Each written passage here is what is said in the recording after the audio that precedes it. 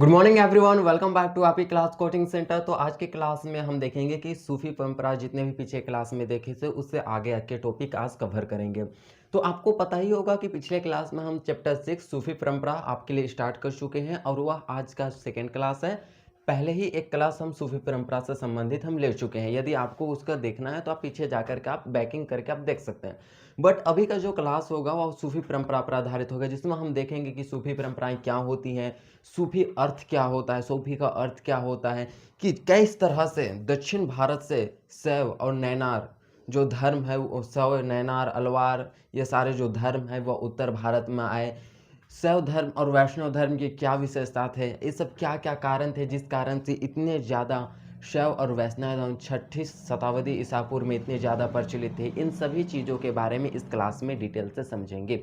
यदि आपको इसके संबंधित कुछ जानना है तो आपको या तो फिर आपको एग्ज़ाम अच्छे से देना है तो आपको ये क्लास बहुत ज़्यादा ज़रूरी है करना, क्योंकि शैव और वैष्णव धर्म से 5 नंबर तक के क्वेश्चन आते हैं। समझ में आ गया? ऑब्जेक्टिव और सब्जेक्टिव दोनों मिलेंगे। तो ये आप पर निर्भर करता है कि आप इस वीडियो के अंत तक बने रहते हैं या तो फिर आप अपने ही पहले ही तरह से आप ये क्वेश्चन छोड़े, यानी कि आप ये क्लास छोड़े, आपका 5 नंबर गया। ठीक है, तो हम स्टार्ट करते हैं। उससे पहले आप नोट्स लिख सकते हैं।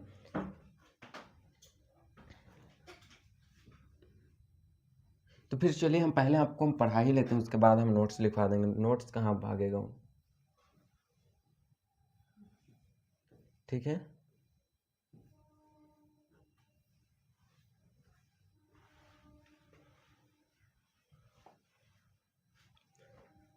समझा देते हैं, उसके बाद आप नोट्स भी लिख लीजिएगा तो उसमें अच्छा रहेगा।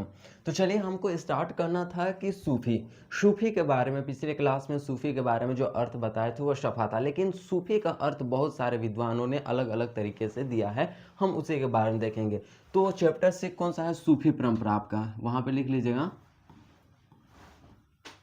सूफी परंपरा। सूफी परंपरा आपका चैप्टर 6, ठीक है। तो चैप्टर 6 आपका सूफी परंपरा, हम ये चल रहे थे। तो चलिए हम स्टार्ट करते हैं कि सूफी क्या होते हैं। भाई बहुत सारे विद्वानों ने सूफी का अलग अलग अर्थ दिया है, बहुत सारे अलग अलग। तो कोई विद्वान का कहना है कि सूफी का अर्थ जो होता है वह सूफ से निकला है। सूफ जानते हैं, फटकने वाला, घर में यूज करते हैं, तो उससे निकला है सूफी, जिसका अर्थ होता है ऊन। तो ऊन, जो ऊन कपड़े पहनने वाले लोगों की ओर दर्शाता है, तो यही होते हैं सूफी। कुछ विद्वानों का यह कहना है कि जो सूफी जो शब्द है, जो सूफी जो शब्द है वो किससे निकला है? शुभ से निकला है। किससे निकला है? शुभ से निकला है सूफी।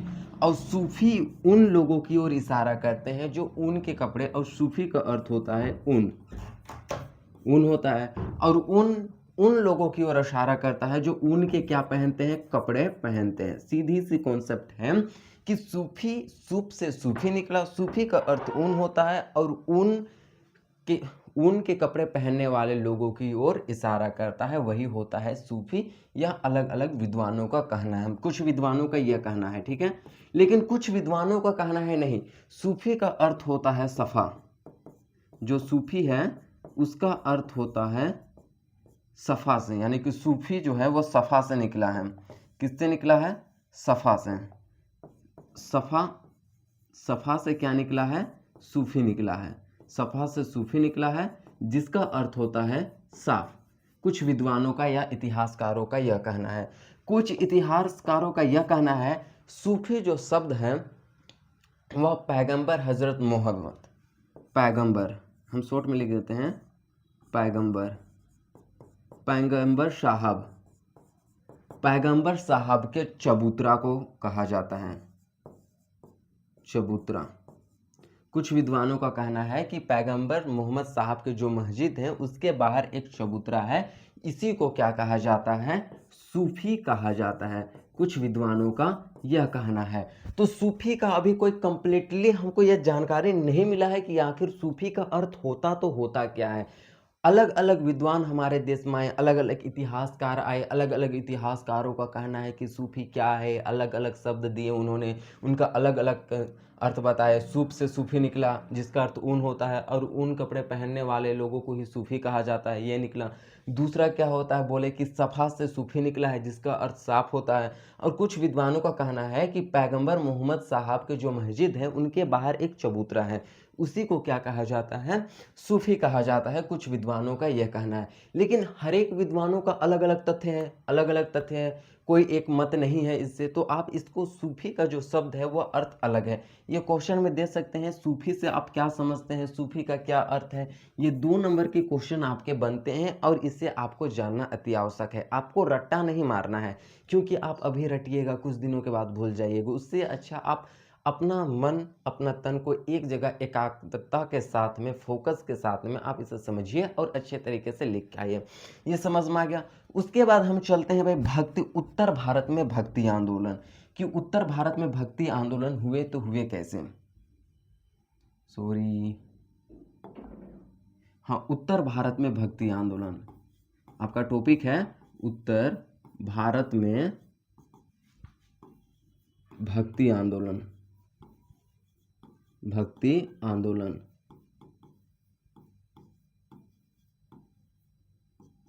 उत्तर भारत में भक्ति आंदोलन, यह आपका क्या है, टॉपिक है।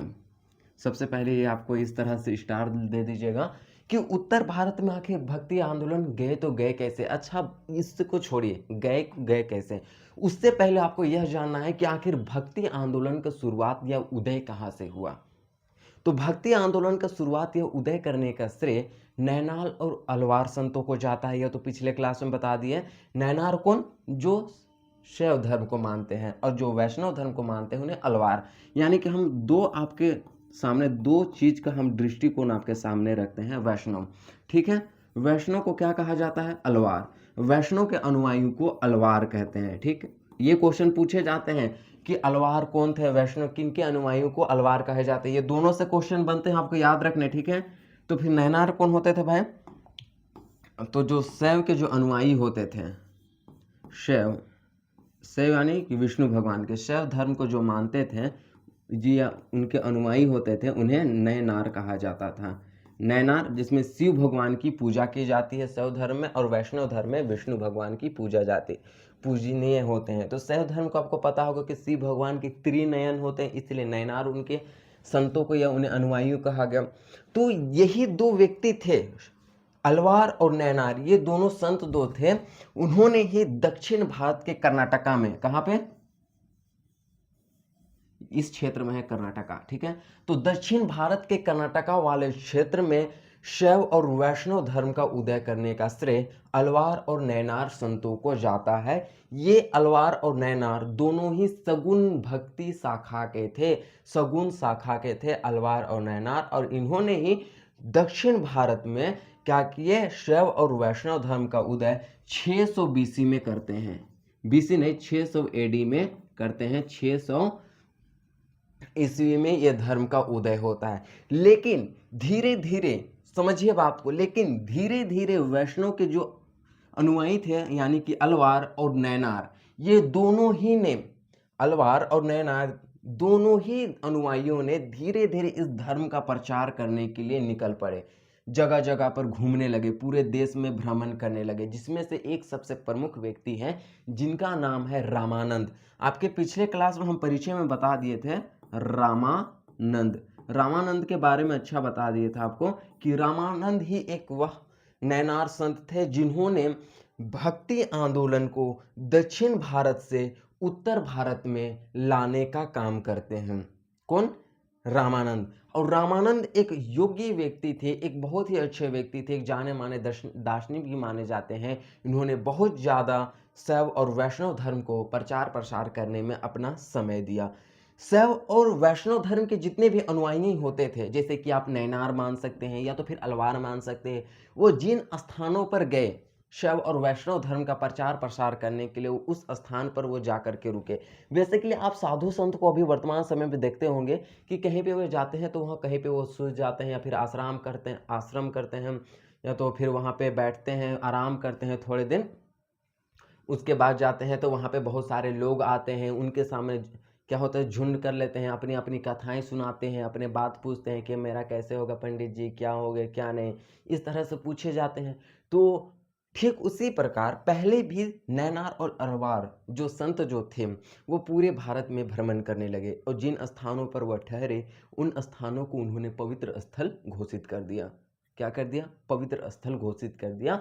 और उसी पवित्र स्थल पर कालांतर में, बाद में जब राजा महाराजाएं आए, बहुत सारे चोल शासक आए, राजपूताना शासक आए, जितने भी राजा महाराजाएं आए हिंदू धर्म से संबंधित, उन्होंने उस स्थानों पर मंदिरों का निर्माण करवाया। किस स्थानों पर, जिस स्थान पर नैनार और अलवार संत वहां पे क्या हुए थे, वहां पे आराम किए हुए थे, और उन स्थानों को पवित्र स्थल घोषित किया था। उन्हीं स्थानों पर बड़े बड़े राजा महाराजाओं ने आने वाले समय में मंदिरों का निर्माण कराते हैं। क्या कराते हैं, मंदिरों का निर्माण कराते हैं। इतने तक समझ में आ गया। उसके बाद नैनार और जो अलवार की इतनी विशेषताएं क्या है, सबसे बड़ी विशेषताएं क्या है, यह धर्म इतना ज़्यादा प्रचलित था। तो प्रचलित था तो था क्यों, क्या इनके कारण हो सकते हैं, आप बता सकते हैं। तो अलवार और नैनार दोनों ही संतों ने जाति व्यवस्था पर सवाल उठाया। कौन से, जाति व्यवस्था पर उन्होंने प्रश्न उठाया। सबसे पहले इन्होंने, सबसे बड़ा हथियार इन्होंने जाति व्यवस्था को उठाया, चाहे वह वैष्णव धर्म के हो, चाहे वह क्या नैनार धर्म के हो। ये दोनों ने ही जाति व्यवस्था यानी कि ब्राह्मणीय व्यवस्था, ब्राह्मण व्यवस्था से न, तो ब्राह्मण व्यवस्था पर उन्होंने आवाज उठाया, या तो आवाज उठी। इनका मुख्य उद्देश्य था कि समाज में फैले कुरीतियों को खत्म करना, ब्राह्मणीय व्यवस्था को, प्रभावों को निम्न करना। क्योंकि आपको पता है कि प्राचीन काल में जब वेदों की रचना हुई, सामवेद, अथर्ववेद, ऋग्वेद, यजुर्वेद इत्यादि वेदों की रचना हुई, तो उस समय जो ब्राह्मणी पद्धति थी, या तो ब्राह्मणीय व्यवस्था थे, सर्वोच्च में माने जाते थे। ब्राह्मण को सबसे उच्च जाति मानते थे, और ब्राह्मण निम्न जाति से क्या करते थे, छुआछूत भेदभाव करते थे। इसी कुरीतियों को समाज से हटाने के लिए अलवार और नैनार ने अपना सबसे बड़ा अगर अस्त्र किसी को बनाया, वह था जाति व्यवस्था यानी कि ब्राह्मणीय व्यवस्था का विरोध करना। अलवार और नैनार ये दोनों ही संतों ने बिना भेदभाव के, चाहे वह निम्न जाति को हो, चाहे वह किसान हो, चाहे वह शिल्पकार हो, चाहे वह चंडाल हो, चाहे वह शूद्र हो, चाहे वह वैश्य हो, सभी को अपना अनुयायी बना, किसी से भी किसी प्रकार के भेदभाव नहीं किया। इसलिए हर एक जाति, छोटे मोटे जाति के जो लोग हैं वो वैष्णव और शैव धर्म के अनुयायी बनते गए। कौन कौन, जैसे कि आपको किसान हो गए, शिल्पकार हो गए, किसान, शिल्पकार, चंडाल हो गया, शूद्र हो गया, वैश्य हो गए, किसान, शिल्पकार, चंडाल, शूद्र, वैश्य, ये सारे, और एक कोई जाति हो सकता नहीं, बस इतने ही। तो ये सारे जाति और छोटे मोटे निम्न वर्ग के जो जाति हैं, वे सारे जाति ने किसका अनुसरण करने लगे, वैष्णव और शैव धर्म का अनुयायी बनते चले गए। यानी कि उन्होंने भी ब्राह्मणीय व्यवस्था से तंग आ चुके थे।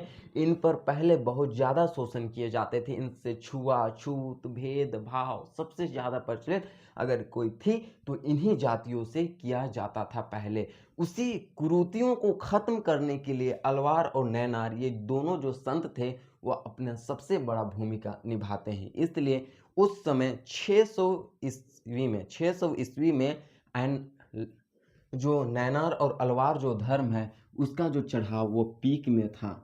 और यहाँ पे जैन धर्म क्या था, जैन धर्म अपना पतन की ओर जा रहा था। जैन और बौद्ध धर्म और जो थे अलवार और वैष्णव और शैव धर्म ये दोनों अपने पीक पर, यानी कि या इनका विकास हो रहा था, और जैन और बौद्ध धर्म का क्या हो रहा था, पतन की हो रहा था। कौन सा, जैन और बौद्ध, जैन प्लस बौद्ध ये दो धर्म है उसका पतन हो रहा था, और शैव प्लस वैष्णव ये दोनों धर्मों का क्या हो रहा था, विकास हो रहा था। तो इसी के लिए हो रहा था। इसका कारण क्या था है पता, शैव और वैष्णव धर्म का विकास होने के कारण इन लोगों के कारण, क्योंकि ये सारे फॉलोवर बनते चले गए। किनके फॉलोवर बनते गए? अलवार और नैनार की। क्यों? क्योंकि अलवार और नैनार ने जाति पाति भेदभाव को ना देखते हुए सभी को अपना शिष्य बनाया, चाहे वो चैतन्य महाप्रभु हो। पूछा जाता है चैतन्य महाप्रभु का संबंध किस क्षेत्र से है, तो आपका आंसर रहेगा बंगाल। चैतन्य महाप्रभु हो, या चाहे वो आपका कबीर हो, या तो चाहे वो आपका रामानंद हो, ये सारे लोगों ने ना ही उन्होंने जाति देखी, ना ही उन्होंने पाति देखी, ना ही उन्होंने छुआछूत देखा, ना ही उन्होंने भेदभाव देखा। वह मात्र एक ही चीज़ को उन्होंने बढ़ावा दिया और एक ही चीज़ को उन्होंने मान्यता दी, वह था मानवतावाद। उन्होंने अलवार और नैनार ये दोनों संतों ने मानवतावाद को मानवता को वरीयता दिया, यानी कि सर्वोच्च पर रखा। इन दोनों का कहना था कि मानव जाति हम लोगों के लिए सर्वोच्च है, चाहे वो किसी भी जाति से हो, जाति से हमें कोई फर्क नहीं है। यही कारण था कि शैव और वैष्णव धर्म का विकास हुआ और बौद्ध जैन और बौद्ध धर्म में बहुत सारी कुरीतियाँ आ चुकी थी। पहले जैन और बौद्ध धर्म का भी यही कॉन्सेप्ट था। जैन और बौद्ध धर्म भी ये सारे जातियों से भेदभाव नहीं करते थे, लेकिन बाद में ये सारे क्या करने लगे? भेदभाव छुआछूत करने लगे। इस कारण से ये धर्मों का पतन हुआ और शैव और वैष्णव धर्म का उदय हुआ। समझ में आ गए? कहीं पे कोई दिक्कत? क्यों शैव और वैष्णव धर्म ये दोनों का विकास हुआ और क्यों इनके विकास होने के कारण क्या थे? कि ये लोग उनकी जाति पाति यानी कि जातिवादी व्यवस्था का, ब्राह्मणीय व्यवस्था का विरोध किया। समाज में फैली कुरीतियों का विरोध करने का श्रेय किन्हें जाता है? अलवार और नैनार, ये दोनों संतों ने किया। आपको कोई भी ऐसा पूछा जाएगा कि शैव धर्म का विकास क्यों हुआ, तो आप बता सकते हैं कि उन्होंने छुआछूत भेदभाव नहीं देखा, समाज में सभी को एक समान के नज़र से देखा और उन्हें सभी अधिकार दिए, इसी के लिए, है ना? इसी कारण से, यही कारण थी कि जो भक्ति आंदोलन जो था आपका, ये जो भक्ति आंदोलन था वह दक्षिण भारत से उठ करके कहाँ पे? उत्तर भारत में पूरे देश में फैल चुके थे। समझ में आ गया?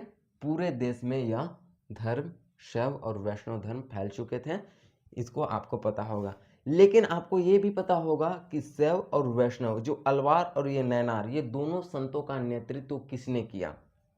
अलवार और नैनार ये दोनों संतों का नेतृत्व ये करते हैं शंकराचार्य। सुने हैं? हिंदू धर्म के पूर्ण संस्थापक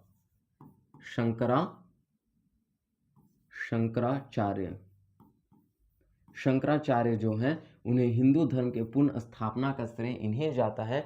इन्होंने ही शंकराचार्य ने ही हिंदू धर्म का पुनर्स्थापित किया और इन दोनों अलवार और नैनार का भी नेतृत्व शंकराचार्य ने ही किया। शंकराचार्य एक बहुत ही बड़े विद्वान और दार्शनिक हुआ करते थे। उन्होंने हिंदू धर्म को उदय करने के लिए बढ़ावा दिया। शैव और वैष्णव का मतलब क्या? हिंदू। शैव मतलब शिव भगवान की पूजा, वैष्णव मतलब विष्णु भगवान की पूजा। और ये कौन धर्म से संबंधित है? हिंदू धर्म। और ये अलवार और नैनार ये दोनों संतों का नेतृत्व कौन कर रहे थे? शंकराचार्य। शंकराचार्य ने हिंदू धर्म को और ज़्यादा बढ़ावा देने के लिए उन्होंने 4 मठ का निर्माण किए। याद रखिएगा, ये क्वेश्चन में पूछा जाता है, शंकराचार्य के द्वारा स्थापित 4 मठ। यदि आप ये भारत के चित्र देखते हैं, सॉरी मैं थोड़ा उल्टा बन रहा था। यदि आपको भारत का चीज़ देखिएगा तो इस तरह से आपके होंगे, इस तरह से है कि नहीं? आप बोलेंगे बिल्कुल, इस तरह से ऊपर की ओर है और इस तरह से इधर की ओर है। तो ये भारत का चित्र है। तो हम देखते हैं कि शंकराचार्य ने 4 मठों का निर्माण कराया। कहाँ कहाँ कराया भाई साहब? इसके बारे में हम सबसे पहले देखते हैं।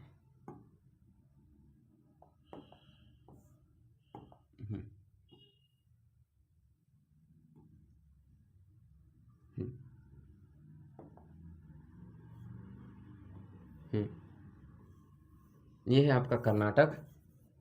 हम आपको मैप के माध्यम से याद रखने की कोशिश करवाते हैं। यहाँ पे है आपका ओडिशा। ओडिशा चलिए किसी तरह से लिख रहे हैं, स्पेलिंग मिस्टेक है, आपको पता ही है, हमको भी पता है। ऊपर है उत्तराखंड, याद रखिएगा, ठीक है? उत्तराखंड, थोड़ा सा मिस्टेक यहाँ पे हो रहा है, याद रखिएगा। और यहाँ पे आपके गुजरात, ये वाला क्षेत्र क्या है? गुजरात। ये 4 स्टेट हो गए। ये 4 स्टेट यानी कि 4 राज्यों में शंकराचार्य ने 4 मठों का निर्माण कराया था, जिसमें आपको याद रखना है कर्नाटका में सिंगेरी पीठ, कर्नाटक में कौन सा पीठ का निर्माण कराया? सिंगेरी, सिंगेरी पीठ। कौन सा पीठ? सिंगेरी पीठ। कौन सा पीठ कर्नाटक में? सिंगेरी पीठ। यहाँ पे ओडिशा में कौन सा पीठ का निर्माण कराया? गोवर्धन पीठ, याद रखिएगा, ठीक है। थोड़ा सा यहाँ पे मिटा सकते हैं हम, टॉपिक तो ऐसे ही आपको पता ही होगा। तो यहाँ पे क्या? गोवर्धन, गोवर्धन, गोवर्धन पीठ। कृष्ण भगवान की पूजा की जाती है, गोवर्धन पूजा, तो गोवर्धन पीठ। उत्तराखंड में ज्योतिष पीठ, ज्योतिष पीठ, उत्तराखंड में आपका ज्योतिष पीठ हो गया। और आपका यहाँ गुजरात में द्वारिका, गुजरात के द्वारिका में शारदा पीठ, शारदा पीठ। ये 4 पीठों का निर्माण कराने का श्रेय जो जाता है वह शंकराचार्य को जाता है। और ये आपको याद रखने हैं, मैं मैप के माध्यम से आपको बताया ताकि आपको अच्छे तरीके से समझ में आए और आपका लोकेशन याद रहे कि किस लोकेशन में यह बिंदु आपको दिया हुआ थी। कर्नाटक में ये रुका, ऊपर जाके उत्तराखंड में रुका, और इधर ये ग वाले अक्षर में गुजरात में जाकर रुका। ये 4 मठों का निर्माण कराने का श्रेय शंकराचार्य को जाता है। आज इतने हिंदू धर्म इतने प्रचलित है किनके कारण? शंकराचार्य, शंकराचार्य ने ही हिंदू धर्म का पुनर्स्थापित किया। और उसके नीचे कौन थे? अलवार और नयनार थे, यानी कि शंकराचार्य के ये 2 बंदे थे जिन्होंने प्रचार प्रसार कराने का काम किया था। समझ में आ गया? तो इसमें हम देखते हैं कि अंडाल एक है, दक्षिण भारत की एक महिला है अंडाल, अलवार संत। विष्णु के प्रियदर्शी माना जाता है अंडाल को। अब अंडाल के बारे में पढ़िएगा तो अंडाल को विष्णु का प्रियदर्शी माना जाता है। वह कृष्ण भगवान, विष्णु भगवान से काफी ज्यादा लगाव करते थे। अंडाल जो है वह कृष्ण भगवान को अपनी पति मानते थे। और उत्तर भारत में कौन थे? उत्तर भारत में थी कृष्ण भगवान की प्रियदर्शी, ये थे मीराबाई, मीराबाई याद ही होंगे। ये महाराणा प्रताप के क्या थे? फुआ लगते थे, महाराणा प्रताप के फुआ लगते थे मीराबाई, जो कि अपने आप को कृष्ण भगवान के प्रति समर्पित कर दिए थे, कृष्ण भगवान की भक्ति में लीन हो गए थे। अंत में मीराबाई की मृत्यु ना हुई बल्कि वह कृष्ण भगवान में ही समाहित हो गए। इसी के लिए दक्षिण भारत की मीरा किसे कहा जाता है? अंडाल को कहा जाता है। उत्तर भारत की मीरा किसे कहा जाता है? मीराबाई को ही। इसी के लिए मीराबाई की तुलना अंडाल को की जाती है। मीराबाई, अंडाल की तुलना मीराबाई से की जाती है। अगर पूछा जाएगा दक्षिण भारत की मीरा किन्हें कहा जाता है, आपका आंसर अंडाल रहेगा। समझ में आ गया? ये क्वेश्चन आपके इंपॉर्टेंट है, ये पूछे जाते हैं। मीराबाई के पूछे जाते हैं, नयनार अलवार संत पूछे जाते हैं, ये 4 नंबर हो गया। शैव और वैष्णव धर्म 2 नंबर में पूछे जाते हैं। और ये शंकराचार्य के द्वारा निर्मित ये 4 मठ आपके वेरी वेरी इंपॉर्टेंट है। क्या यहाँ तक आपको पूरे तरीके से समझ में आ गया? कहीं पे डाउट्स, अगर डाउट्स होंगे तो आप हमें कमेंट्स कीजिए, मैं फिर से आपको वो चीज़ हम अच्छे तरीके से आपको बताने की कोशिश करूँगा। यदि आप अच्छे तरीके से पढ़ाई करते हैं तो आपकी क्लास कोचिंग सेंटर में हर एक मटेरियल से लेकर के प्रीवियस क्वेश्चन पेपर से लेकर के यहाँ पे ऑब्जेक्टिव क्वेश्चन और सब्जेक्टिव क्वेश्चन भी दिए जाएंगे, वो भी प्रीवियस आपके सामने। लेकिन कब? टाइम आने पर, अक्टूबर में, ठीक है। तो अभी अपना सिलेबस कंप्लीट करें। तो ये सारे थे, ठीक है। कहीं पे कोई प्रॉब्लम, यदि आपको अच्छे तरीके से क्लास करना है तो इस तरह से तो आप आपकी क्लास कोचिंग सेंटर से आप जुड़ सकते हैं।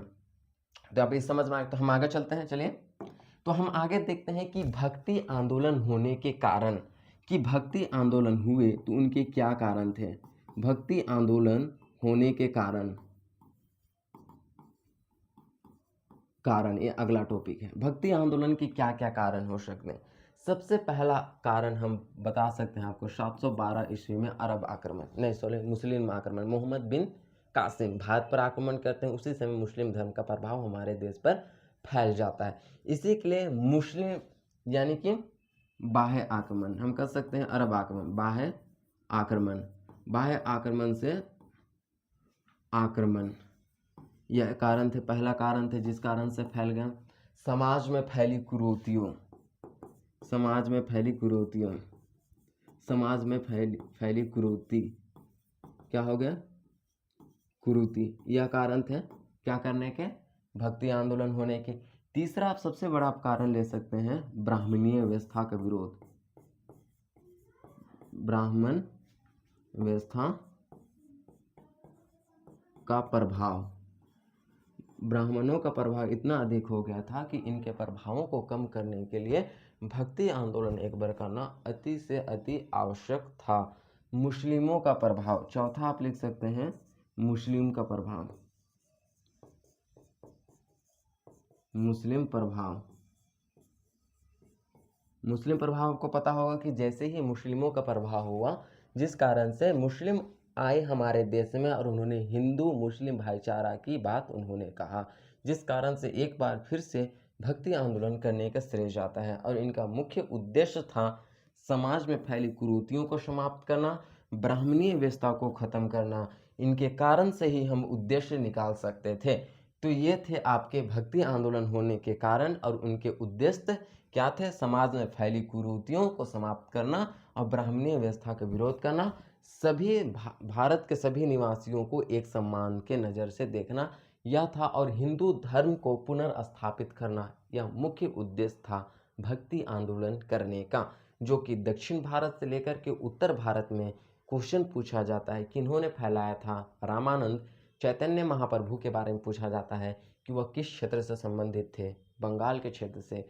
आप ये सारे क्वेश्चन आपको डिटेल से देने होंगे। तो हम हर एक टॉपिक आपको बता दें। हाँ, तो आपको सबसे पहले यहाँ बताया था ये कि सूफी परंपरा, सूफी का अर्थ क्या होता है, ये डिटेल में बता दिए। फिर हम देखें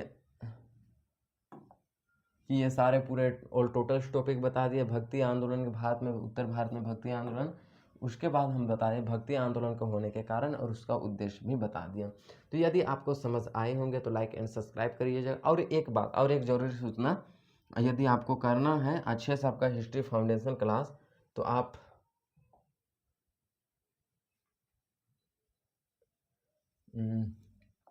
यहाँ पे आप जा सकते हैं।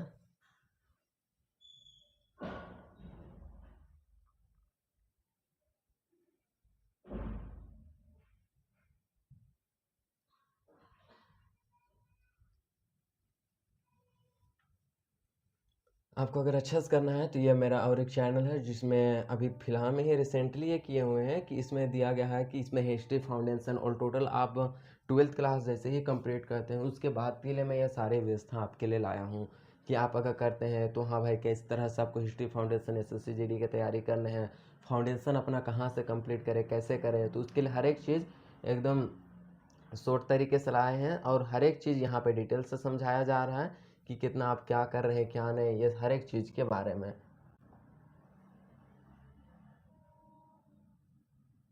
यहाँ पे हर एक चीज़ देखिए, रोम की सभ्यता पूरा फाउंडेशन यहाँ पे आपके लिए डाले हुए हैं, हड़प्पा सभ्यता से लेकर के सिंधु सभ्यता से हर एक चीज़ की परेग ऐतिहासिक काल क्या थे, ये परेग ऐतिहासिक काल क्या है, हड़प्पा सभ्यता, सिंधु सभ्यता, नौपाषाण काल, मोहनजोदड़ो, सिंधु सभ्यता हो गए, फिर रोम की सभ्यता, मेसोपोटामिया की सभ्यता, मिस्र की सभ्यता, ये सारे चीज़ आपको यहीं पे मिलेंगे। यदि आप कोई करना चाहते हैं, आपको अच्छा सा अगर फाउंडेशन अपना कंप्लीट करना है तो आप प्रियांशु रैंक एकेडमी सर्च कीजिएगा, ये आपके लोगो मिलेंगे, आप यहाँ पे देखिएगा, इस तरह से आप कर सकते हैं। ठीक है, समझ में आ गया? तो ये आपको अगर करना है तो इस तरह से लोगो मिलेगा, जस्ट ये फोटो देखकर कब समझ जाइएगा कि यही है। हर एक चीज़ एकदम इमेज के माध्यम से समझाया गया है। तो आई होप आपको बहुत अच्छे तरीके से समझ में आएंगे। हम नेक्स्ट क्लास में फिर मिलते हैं। धन्यवाद।